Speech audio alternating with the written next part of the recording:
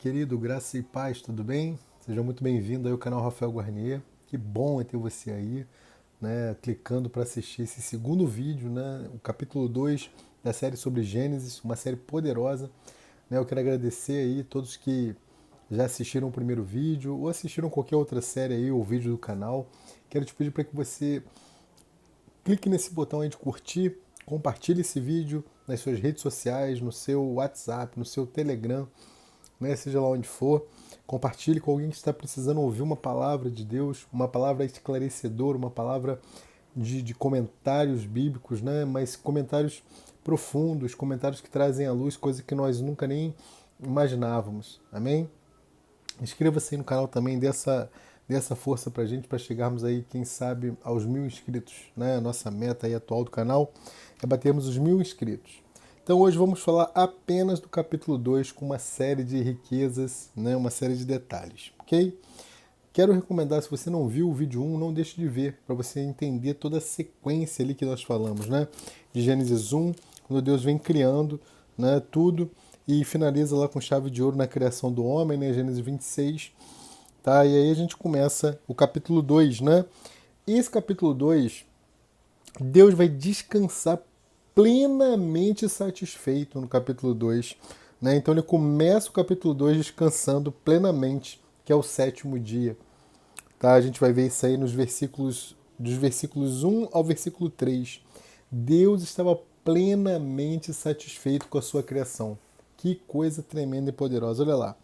Assim, os céus, a terra e todo o seu exército foram acabados. Algumas traduções vão dizer assim, ó, assim foram terminados os céus, a terra e toda a sua hoste, ok? Toda a sua hoste. Versículo 2. E terminou Deus, né? E havendo Deus acabado no dia sétimo a obra que fizera, descansou no sétimo dia de toda a sua obra que tinha feito. Né? Deus descansou porque havia terminado sua obra, irmãos. O homem foi feito para o descanso, o homem não foi feito para o trabalho. Né? Quando Deus coloca o homem no jardim, ele não fala assim, Adão, tá aí, agora você trabalha, planta para que você possa colher. Não, não. Olha o versículo 3. E abençoou Deus o dia sétimo e o santificou, porque nele descansou de toda a sua obra, né? De toda a sua obra que Deus criara e fizera. Ok? Então, a glória de Deus foi manifestada, né, porque o homem tinha a sua imagem e a sua autoridade. O homem não tinha só a imagem de Deus, mas tinha a autoridade de Deus. Deus descansa quando você subjuga o seu inimigo. Quando você subjuga seu inimigo, Deus descansa. Amém? Se você for lá em Êxodo 20, versículos 8 ao 11, você vai ver um pouquinho acerca desse sábado, né? E aí esse sétimo dia, né, em Êxodo, ele vai ser relembrado como sábado. O sétimo dia de Deus virou o nosso primeiro dia, né, o primeiro dia do homem. Okay? Então Deus havia preparado todas as coisas para o desfrute do homem. Após ter sido criado, o homem não foi levado a trabalhar com Deus. Ele entrou no descanso de Deus. O homem foi criado não para trabalhar, irmãos, e sim para descansar. Né? E sim para estar satisfeito com Deus, descansar em Deus. Olha lá Mateus 11, dos versículos 28 ao 30. Né? Então, o sábado que foi feito para o homem e não o contrário. O sábado foi feito para o homem e não o homem para o sábado. Olha Marcos 2, versículo 27. Né? Coisas tremendas, altíssimas, né? Do alto e poderosas para nós. Ok? Se você for em Êxodo 20, né, dos versículos 8 ao 11, né, você vai ver o desenvolvimento inicial dessa ideia aqui, né? O desenvolvimento inicial dessa semente, que inclui a boa terra, né? Que é lá de Deuteronômio 12:9 ou de Hebreus 4:8. Então essa semente é semente de quê, Rafael? É semente do descanso. E você vai ver essa semente de descanso, né, sendo concluída, né, ou caminhando para a conclusão no Novo Testamento também. Olha lá, por exemplo, Apocalipse 1:10, Atos 27, 1 Coríntios 16:2. Nós vamos descansar, irmãos. Nós vamos descansar também no nosso reino milenar com Cristo, quando nós governaremos com Ele com vara de ferro. Amém? esse descanso do reino milenar, né, vai ter sua consumação, vamos dizer assim, a sua consumação na nossa nova terra, ok? No nosso novo céu, que é a mais conhecida como a Nova Jerusalém. Na eternidade, né? Todos os santos redimidos expressarão a glória de Deus. Olha lá Apocalipse 21, 11, né? E o mesmo capítulo 21, versículo 23. Reinarão com a autoridade de Deus, segundo Apocalipse 22, 5, parte B do versículo, por toda a eternidade. Amém? E aí nesse versículo 3 agora, quando ele fala assim, ó, e abençoou Deus o dia sétimo e o santificou, porque nele descansou de toda a obra que Deus criara e fizera. Né? Criara, literalmente, ele criou para fazer. Então Deus primeiro criou, depois ele fez. Né? Isso é muito poderoso. No capítulo 1, Deus cria, nós vimos ele criando. No capítulo 2, Deus faz. Ok? Versículo 4, continuando. Versículo 4. Estas são as origens dos céus e da terra quando foram criados, no dia em que o Senhor fez a terra e os céus. Né? Então, quando ele fala aqui agora dos versículos 4 ao 25, né? 4 ao 25, o que a gente vai ver? A gente vai ver o procedimento de Deus para cumprir o seu propósito. Né? E mais especificamente aqui os versículos 4, 5 e 6. A gente vai ver as circunstâncias. Né? Não havia chuva no céu, não havia homem na terra, nem vida no campo, somente uma neblina da terra. Né? Então, versículo 5. E toda a planta do campo que ainda não estava na terra, e toda a erva do campo que ainda não brotava, porque ainda o Senhor Deus não tinha feito chover sobre a terra, e não havia homem para lavrar a terra. Um vapor, porém, subia da terra e regava toda a face da terra. Uma coisa interessantíssima aqui agora também, se você analisar o versículo 5, é que existe agora um termo, né? O Senhor Deus. Se você analisar o capítulo 1 todinho, você vai ver que, e disse Deus, mas após ter feito o homem, Deus passa a ser Senhor, porque há alguém agora que ele governa. O Senhor quer governar a sua vida. Deus quer ser Senhor da sua vida. Mas Ele só pode ser Senhor a partir do momento que você entregar a sua vida a Ele. Ele quer ser o seu sustento. Ele quer ser a sua provisão. Ele quer ser tudo que você precisa está em Deus, irmãos. Mas ele só vai poder ser Senhor se você entregar o domínio a Ele, se você entregar o governo a Ele, se você abrir mão daquilo que você acha que pode fazer e colocar tudo nas mãos dele. Senhor, verdadeiramente que seja feita a sua vontade. Essa deve ser a nossa oração. Amém? Então vamos falar algumas coisinhas aqui desse versículo 4, quando ele fala estas, né? Estas são as gerações, né? Estas são as origens. O desejo e o propósito de Deus de ter um homem corporativo para expressá-lo, a sua imagem para representá-lo com a sua autoridade, né? É desvendada, né, nesses capítulos 1 e capítulo 1, versículo 1 até o capítulo 2, versículo 3. Né? Então aqui Deus está mostrando aqui que o desejo dele era fazer o homem à sua imagem e semelhança, para que ele tivesse domínio, para que ele tivesse governo. E a gente sabe que o homem entregou esse domínio, entregou esse governo. A gente vai falar disso no próximo vídeo. Né? Aí, quando a gente pega esse restante, né, o restante do capítulo 2, é um registro adicional para revelar o quê? A maneira, né, o procedimento que Deus usa para realizar o seu propósito. Essa maneira é a vida. Para que o homem expresse Deus e represente Deus, ele deve ter Deus como sua vida. Representada onde, gente? A gente vai ver no versículo 9. Representado pela árvore da vida. Amém? Continuando, ainda no versículo 4, quando ele diz assim, ó, foram criados, né? Esse foram criados, se você voltar lá, olhar capítulo 1, né? No capítulo 1, vê lá o capítulo 1, versículo 1, em primeiro lugar Deus criou os céus e a terra.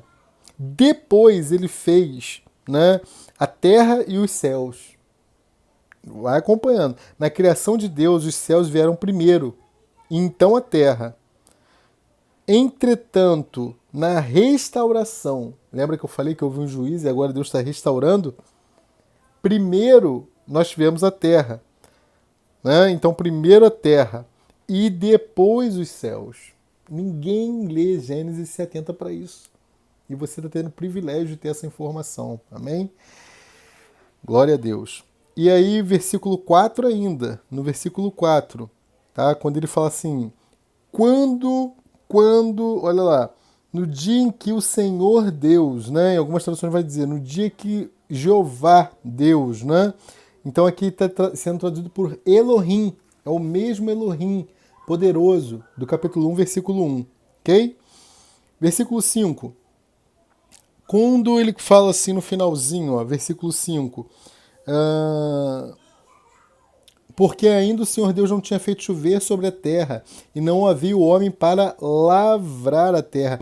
Isso significa o quê? Que não havia o homem para trabalhar com Deus, pelo labor humano em coordenação com o seu labor divino. O trabalho humano, né, cooperando, coordenando ali o trabalho, ali juntamente com Deus. Olha lá, por exemplo, o livro de João, o Evangelho de João, capítulo 5, versículo 17, 1 Coríntios, capítulo 3, versículo 9. Quando o homem trabalha em coordenação com o trabalho de Deus, Deus tem a base para enviar a chuva, que significa o seu espírito de vida. Amém? Pegou isso aí? Glória a Deus. Então esse espírito de vida que nós tanto falamos, né, do infundir-se, do dispensar-se de Deus em nós, né, esse espírito de vida é poderoso e nos auxilia no nosso trabalho com Ele. Amém? Então ele mescla-se com o homem, né, ele mescla-se com o homem a fim de produzir vida, né, do pó da terra, mescla-se com o homem e produz vida. Amém? Continuando, versículo 7. Versículo 7. Nesse versículo 7 a gente vai ver o primeiro passo, né? O procedimento de Deus para cumprir o seu propósito. E o primeiro passo agora é criar o homem como um vaso para conter Deus como vida. Olha lá. E formou o Senhor Deus o homem do pó da terra e soprou em suas narinas o fôlego da vida e o homem foi feito alma vivente, né? Quando fala assim, ó, nesse 7, Deus... E formou, né? É a mesma coisa que modelou, ok? Como faria, por exemplo, um olheiro aqui, ok? Faria um olheiro. E aqui, continuando, né? Formou o homem aqui, em hebraico, Adam. O primeiro passo do procedimento de Deus ao cumprir o seu propósito foi criar o homem como um vaso para conter o próprio Deus como vida. Olha lá o livro de Romanos, capítulo 9, versículo 21, né? A epístola aos Romanos, perdão, não é um livro, é uma epístola, é uma carta aos Romanos. Versículo 23 também do capítulo 9. Pode olhar também a carta de Paulo aos Coríntios, a segunda carta, capítulo 4, versículo 7. E 2 Timóteo, capítulo 2, versículo 21. Amém? Continuando, pó da terra, pó. O corpo do homem formado de pó da terra é a forma exterior do homem e um órgão para ele contatar o reino material. Nós somos seres conectados a Deus com o Espírito, mas nós somos seres que contactamos a terra através do nosso corpo físico, amém? Continuando ainda no versículo 7, um versículo riquíssimo, né? Um versículo riquíssimo, quando ele fala aqui, ó, sopro, é Neshama, hebraico Neshama, que é traduzido por espírito, né, em Provérbios 20, 27, indicando que o sopro de vida soprado no corpo do homem tornou-se o espírito do homem, né, o espírito humano, conforme Jó, né, 32, versículo 8. O espírito do homem é o seu órgão interno para ele se contactar com Deus, receber de Deus, conter Deus e assimilar Deus em todo o seu ser como sua vida e sendo tudo, absolutamente tudo para ele. Amém? Que 7 primeiros versículos poderosos desse capítulo 2. Gente, me perdoe, não tem como esses vídeos ficarem curtos, porque são muitos detalhes, é muito estudo, é muita coisa para falar, mas como tem sido poderoso para a minha vida, eu tenho certeza que está sendo poderoso para a sua vida também. Amém? Bom, agora a gente vai falar um pouquinho dos versículos 8 ao versículo 17, a gente vai ver o segundo passo, que é o que? Fazer o homem receber Deus como vida. Então, dos versículos 8 ao 17, que Deus vai fazer é que o homem receba ele como vida, ok? Aí, nesse iniciozinho, só 2 versículozinhos para você entender. Versículo 8 e 9. O homem é colocado diante da árvore da vida. Olha lá, vamos lá, versículo 8 e 9. E plantou o Senhor Deus, né? Plantou o Senhor Deus, um jardim no Éden. Perceba, não é o jardim do Éden, é um jardim no Éden, que quer dizer terra. Do lado oriental, e pôs ali o homem que tinha formado. Versículo 9. E o Senhor Deus fez brotar da terra toda árvore agradável à vista e boa para a comida, e a árvore da vida no meio do jardim, e a árvore do conhecimento do bem e do mal. Versículos 8 e 9. Presta atenção, muitos detalhes. Deixa eu tomar um cafezinho. Versículo 8, quando ele fala assim, ó, no Éden, presta muito atenção nisso aqui agora.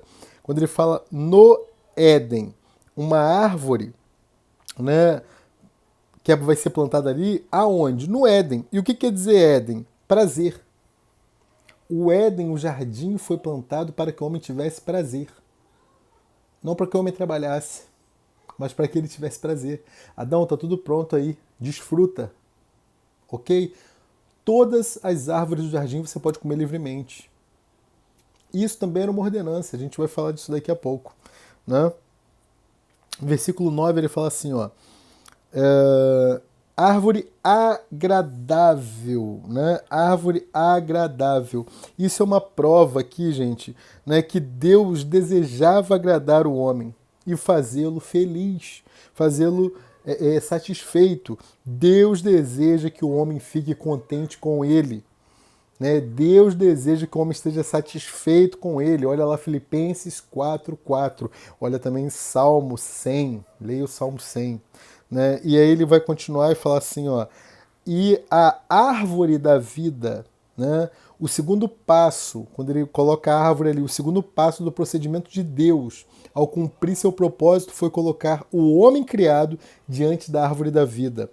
O que significa essa árvore da vida aqui pra gente, né? Esse significado aqui da árvore da vida representa um Deus triuno, corporativo, né? Corporificado em Cristo como a vida ao homem na forma de alimento. A árvore da vida representava Cristo como alimento para o homem. O fato de Deus colocar o homem diante da árvore da vida indica que Deus queria que o homem o recebesse como vida, alimentando-se dele organicamente, assimilando Deus. Né? Então aqui não é metabolicamente mesmo falando, é organicamente, né? Para que Deus se tornasse parte da própria constituição do ser, né? Do ser humano, do homem. De acordo com João 1:1 e João também, capítulo 1, versículo 4, a vida está na palavra, que é o próprio Deus. Amém? Essa vida, a vida divina, eterna, criada, né? Ou seja, criada em Deus, é Cristo. Olha João 11:25, João 14:6, Colossenses 3, versículo 4, a parte A só do versículo, né? Nada mais é do que o que? A corporificação de Deus. Colossenses 2, versículo 9. A árvore da vida cresce nas duas margens do rio da água da vida. Olha lá Apocalipse 22, versículos 1 e 2. O que indica que ela é uma videira, como Cristo é uma videira. Olha lá João 15:1. E é também vida. Ele é a árvore da vida. Ele passou pelo processo da encarnação, crucificação, ressurreição, para que o homem tenha vida e viva por alimentar-se dele. Glória a Deus. Fechando esse versículo riquíssimo, né? Tem mais coisa para comentar, mas a gente vai ter que fazer de algum modo aí. Eu não sei como é que eu vou fazer. Olha lá João 10:10, a parte B, João 6:51, 57 e 63. Agora, a árvore do conhecimento do bem e do mal, Rafael. Essa árvore do conhecimento do bem e do mal significa Satanás. Né? Satanás como fonte de morte.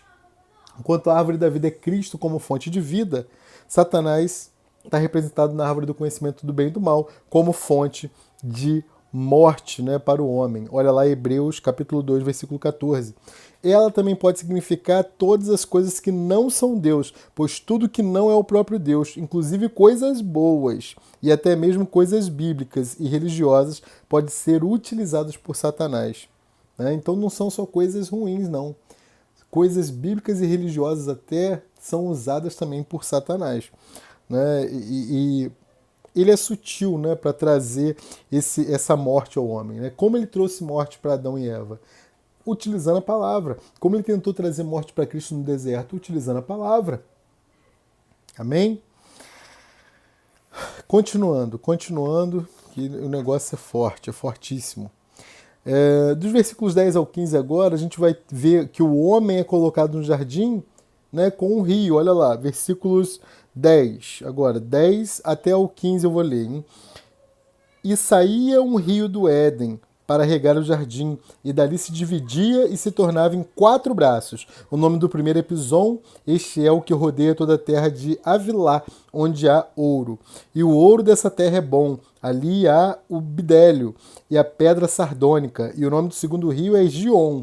Este é o que rodeia toda a terra de Cuxi. E o nome do terceiro rio é Irequel. Este é o que vai para o lado oriental da Síria. E o quarto rio é o Eufrates. E tomou o Senhor Deus, o homem, e pôs no jardim do Éden para guardar, né? Lavrar, e guardar. Então, versículos 10 ao 15. Muita atenção comigo aqui. Quando diz assim, ó, versículo 10, e saía, né? E saía, olha lá, e saía um rio. Bom, saía um rio. Quando ele fala saía um rio, o rio saindo do Éden significa o rio da água da vida fluindo de Deus, de Apocalipse 22:1, indicando que Deus é a fonte de água viva para que o homem beba, né, conforme está lá em João, capítulo 4, versículo 10, e João, capítulo 7, versículo 37. O rio, esse rio, né, saía um rio, significa que o rio da água da vida, em cujas margens cresce a árvore da vida, né, de Apocalipse 22:1, 2, como eu já falei para vocês. Tá? Esse rio saciava a sede do homem e regava o jardim para que a vida crescesse. No início e no fim da Bíblia, há a árvore da vida e o rio fluindo com água viva. Amém? Continuando ainda nesse versículo 10, quando você vai mais para o finalzinho, você tem o número 4 aí. O número 4 significa o homem, a criatura. Olha lá, por exemplo, Ezequiel 1, capítulo 1, versículo 5, né? Um só rio, tornando-se 4 ramificações, significa que o rio flui de Deus único, né? Flui de um Deus único, como a fonte e o centro, a fim de atingir o homem em todas as direções. Ok? Continuando, capítulo 11, 12, versículo 11, versículo 12, ó. Ele vai falar no versículo 12 assim, ó, e o ouro, esse ouro aqui, né, o fluir do rio resultava em 3 materiais preciosos, ouro, bidélio e ônix. Esses materiais simbolizavam Deus triuno, como os elementos básicos da estrutura, né, do edifício eterno de Deus, que nós já falamos lá em Coríntios, né, na série Os Coríntios. Eu recomendo que você assista, né, Romanos também, falamos muito disso. O ouro simboliza o Deus Pai, né, a sua natureza divina, da qual o homem pode participar mediante o chamamento de Deus, conforme 2 Pedro, capítulo 1, versículos 3 e 4. Como a base do edifício eterno de Deus, né, então o ouro é a base do edifício eterno de Deus. O bidélio, um material semelhante à pérola, produzido de resina de uma árvore, simboliza o fruto de Deus, né, o Deus Filho, em sua morte redentora, o que libera a vida, conforme João, né, capítulo 19, versículo 34. E a sua ressurreição, né, em sua ressurreição, tá, dispensa a vida. João 12, 24, 1 Pedro 1, 3. Né? E seria a entrada para o edifício, né? A entrada para o edifício eterno de Deus, conforme Apocalipse 21, 21. E ônix, por último, uma pedra preciosa, simboliza o fruto de Deus, o Espírito, né? O Espírito de Deus, com a sua obra transformadora, lá de 2 Coríntios 3, versículo 18. Né? Esse ônix, essa pedra preciosa, é para a edificação do edifício de Deus. Ninguém pode edificar sobre outra pedra, sobre outro material, né, que não seja o ônix, ok? Essa pedra preciosa. A Nova Jerusalém é constituída dessas três categorias de material: ouro, pérola e pedras preciosas. Amém? Olha lá Apocalipse 21:11, né, e Apocalipse 21 também, versículos 18 ao 20, ok? Tia encontra essas pedras também no peito do sacerdote, né, que é um símbolo de Israel como povo de Deus no Antigo Testamento. Né, você pode ver lá em Êxodo 28, 6 ao 21 também. Né, você pode ver a igreja sendo simbolizada por isso, né, no Novo Testamento. Ela é edificada com ouro, prata e pedras preciosas, 1 Coríntios 3,12, né, e por aí vai. Amém? Muita coisa, como eu falei, mas fica firme que você vai até o fim e vai tendo vai bebendo dessa fonte aí, vai se deliciando. Okay? Versículo 15 agora, se você for no versículo 15, quando ele fala assim, e o colocou no jardim, né, para fazê-lo descansar. Né? Colocou o homem no jardim para fazê-lo descansar. E quando ele fala de lavrar e guardar, né, o homem devia cultivar o solo para que a vida, especialmente a árvore da vida, pudesse crescer. Só isso. Só isso. Né? Então, aqui o solo simboliza o coração humano, no qual Cristo, como a semente da árvore da vida, é semeado. Mateus 13, lá as parábolas do reino, né? Que nós também temos uma série do canal só falando das 7 parábolas do reino. Depois você pode assistir lá. Tá? Então, e lavrar o solo significa amolecer, né? Airar o solo, quebrantar o coração. Né? A partir, o coração duro, às vezes, que a gente encontra pela frente, a gente quebranta esse coração. Né, para que a palavra possa ser semeada, para que a semente possa ser semeada e cair em boa terra, não cair em pedregais, não cair, né, em solos não impróprios. Amém? E aí ele fala guardar, ele está falando a mesma coisa que guardar o jardim, né, no finalzinho do 15, quando ele fala guardar, é a mesma coisa que proteger. Né? Isso tem como objetivo proteger o jardim contra o inimigo de Deus, para que o segundo aspecto do propósito de Deus seja cumprido, isto é, tratar com Satanás pela autoridade de Deus. Né? Deus mandou, lembra, lá no início, Deus só descansa quando nós temos autoridade sobre seu inimigo. Né? Então, dê descanso ao Senhor, irmão. Tem autoridade sobre o inimigo. Amém? Continuando, versículos 16 e 17 agora, né? O homem recebe liberdade para escolher. Deus não estava afim de montar um Big Brother, onde ele é o chefe ali coordenando um monte de seres que não têm vontade própria. O que seria o paraíso se ele não tivesse uma porta de saída? Seria uma prisão. Né? E as pessoas perguntam assim, Rafael, por que Deus não tirou a árvore do conhecimento do bem e do mal do meio do jardim? Né, do jardim, uma vez que ele sabia que um homem comeria, porque Deus não interfere na sua decisão. Você tem uma coisa chamada livre-arbítrio. Judas teve livre-arbítrio. Né? Judas não estava previamente condenado, como muitas pessoas pensam e falam de maneira errada. Judas teve arbítrio, teve decisão. Mas isso é um tema para outra aula. Versículos 16 e 17.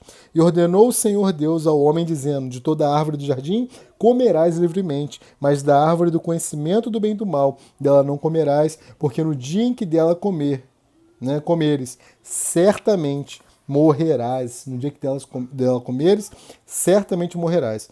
Então, olha lá, no versículo 17, quando ele fala, não comerás, não comerás. É uma ordem, é uma ordem que Deus está dando aqui para o homem. Quando ele fala, não comerás, né? A primeira queda do homem, aqui que a gente está vendo, foi iniciada. A primeira queda do homem aqui, a primeira... às vezes as pessoas perguntam assim, Rafael, Deus criou o mal? Não. Deus criou a possibilidade do mal. Quando Deus fala assim, não comerás, automaticamente ele já coloca no homem o desejo de comer. Quando ele fala não comerás, automaticamente o homem vem com o desejo de comer. Então o mandamento na forma de proibição, né? É um mandamento na forma de proibição, certo? Não comerás. Né? Então Deus dá um mandamento na forma de proibição.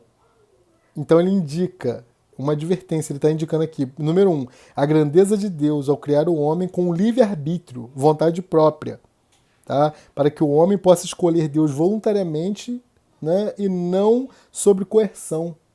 E número 2, o amor de Deus pelo homem. O homem é livre. E número 3, o desejo de Deus de que o homem com a árvore da vida, né, coma da árvore da vida, perdão, para receber Deus em seu interior como vida. Então perceba, havia uma ordem, coma de todas as árvores, só não coma da árvore do conhecimento do bem e do mal. E a gente vai ver o que vai acontecer agora. Ó. Dos versículos 18 ao 25, o terceiro passo, que é trabalhar Deus no homem como vida para ser seu complemento. E a gente vê dos versículos 18 ao 20 que a gente vai ler agora, né? O homem simbolizando Deus necessita ter um complemento. Olha lá, versículo 18. E disse o Senhor Deus, não é bom que o homem esteja só, far-lhe uma adjuntora idônea para ele. E havendo, pois, o Senhor Deus formado da terra todo animal do campo e toda árvore dos céus, o trouxe a Adão para este ver como lhe chamaria. E tudo que Adão chamou, né, e o que Adão chamou de a toda alma vivente, isso foi seu nome. Então, versículos 18 e 19. Olha o versículo 20. E Adão pôs os nomes a todo o gado e às aves dos céus e a todo animal do campo, mas para o homem não se achava ajudadora idônea. Né? Então, dos versículos 18 aqui ao 20, o que a gente vai ter aqui? Né? Um complemento para o homem. A necessidade do homem de ter um complemento aqui. Né? Então, versículo 18, quando ele fala assim, ó, não é bom que o homem esteja só, né? O terceiro passo do procedimento de Deus a cumprir o seu propósito foi dispensar a si mesmo ao homem, para fazer do homem o seu complemento. Adão aqui simbolizava Deus em Cristo, como o marido verdadeiro, universal, que procura uma esposa para si. Né? Então olha lá Romanos 5,14, Isaías 54,5, João 3,29, 2 Coríntios 11,2, Efésios 5,31 e 32, Apocalipse 19,7 e 21,9. Né? Então a necessidade de Adão ter uma esposa simboliza e retrata a necessidade de Deus em sua economia ter a esposa, né? Ter uma esposa como seu complemento. Né? E aí ainda no 18, quando ele fala no finalzinho, né? 18, no finalzinho, ele vai falar assim, para ele, né? É mais ou menos assim, ó, para que ele corresponda, né? Para que ele complemente, tá?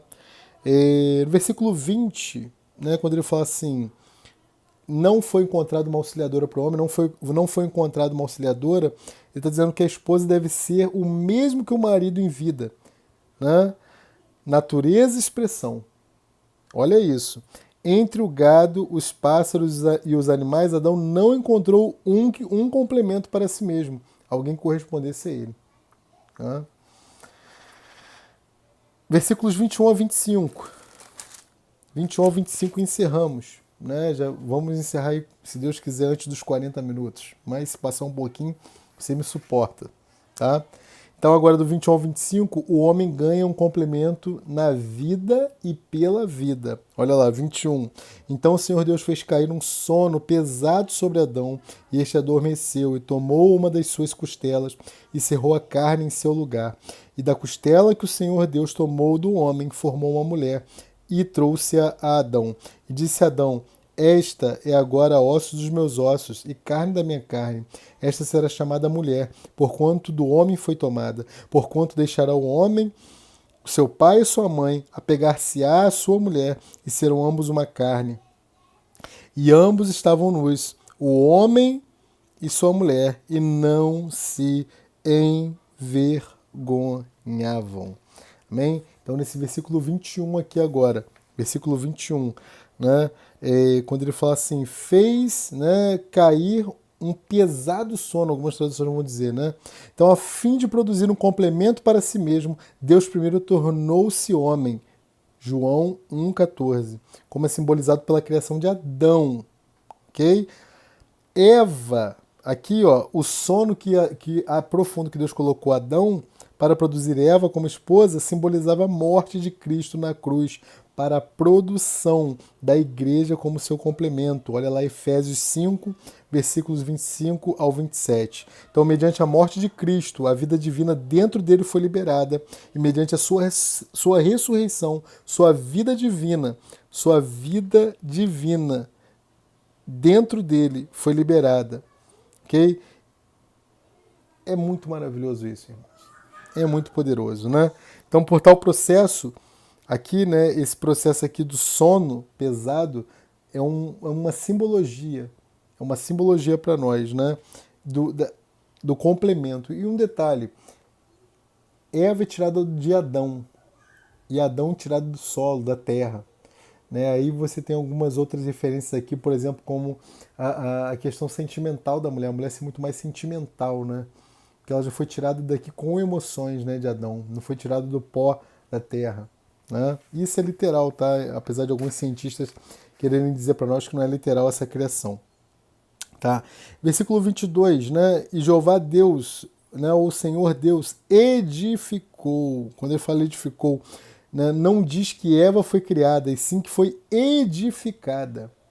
A edificação de Eva a partir da costela retirada de Adão, né, simboliza a edificação da igreja, com a sua vida de ressurreição que fluiu de Cristo, né, mediante a sua morte de cruz, e que foi dispensada em sua ressurreição ao que neles crê, em mim, em você. Olha lá, por exemplo, João 12, 24, 1 Pedro 1, 3.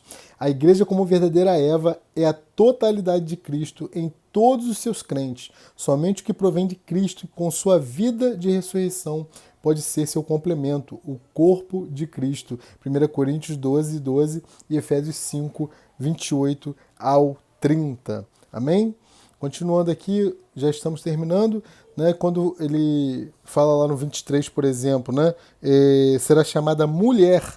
Né? Mulher aqui, esse termo quer dizer isha, né? Como também a gente vai ver lá no versículo 12. Assim como Eva era o aumento de Adão, a igreja como noiva é o aumento de Cristo como noivo, né? Olha lá João 3, 29 e 30, né? E versículo 24 agora, né? Deixará o pai, portanto deixará o homem seu pai e sua mãe, e apegar-se-á a sua mulher, e serão ambos uma só carne, né? Quando ele fala dessa carne aqui no 24, o fato de Adão e Eva tornarem-se uma só carne, uma unidade completa, é uma prefiguração de Deus, né? E o homem unindo-se e tornando-se um. A Nova Jerusalém vindoura será a união eterna de Deus e o homem, um casal universal como uma unidade completa composta de divindade e humanidade. E por último, versículo 25, para a gente chegar ao final aí dessa nossa segunda aula, né? E ambos estavam nus, né? Então Adão e Eva, tendo se tornado um, viveram a vida conjugal juntos como marido e mulher. Isso retrata o fato de que, na Nova Jerusalém, o Deus triuno, redentor, processado e consumado como marido universal, viverá uma vida conjugal com a humanidade redimida, regenerada, transformada e glorificada. Como a mulher, por toda a eternidade. Amém? Olha lá Apocalipse 22, versículo 9. Tá? Apocalipse 22, versículo 2 também. Tá? Olha o versículo 17 também. Olha Apocalipse 22 todo, que você vai entender isso de uma forma poderosíssima. Amém?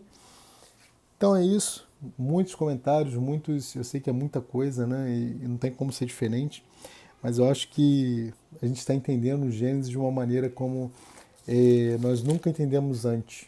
Né? A gente está vendo a criação aqui, né? Deus criou no capítulo 1, fez no capítulo 2, perdão, mas a gente está vendo cada característica dessa criação, né? De uma maneira muito profunda, de uma maneira também escatológica, né? Uma maneira de a gente estar observando o fim, né? E depois a gente pode aí fazer um complemento, né, dessa série de Gênesis, retomando a ideia de Gênesis junto com Apocalipse, e vamos em frente. Amém? Eu quero que você, mais uma vez, dê o seu curtir aí no vídeo. Se você ainda não fez, né, compartilhe nas suas redes sociais, no seu WhatsApp, e, por favor, se você não se inscreveu ainda, inscreva-se no canal. Amém? Um grande beijo, fique com Deus e até a próxima né? Capítulos 3 e 4 a gente vai tentar fazer na próxima aula, tá? Capítulos 3 e 4, apesar de serem capítulos grandes, mas são capítulos que a gente pode detalhar um pouco mais rápido aqui. Também capítulos 1 e 2 são capítulos grandes mesmo, e são capítulos fundamentais para que a gente entenda todo o contexto, né? Porque o capítulo 1 e 2, basicamente, o que ele vai falar é a revelação de Cristo, né? Que é a vida para o povo de Deus. Né? E agora dos capítulos 3 ao 50, ele vai falar de homens poderosíssimos aí, né?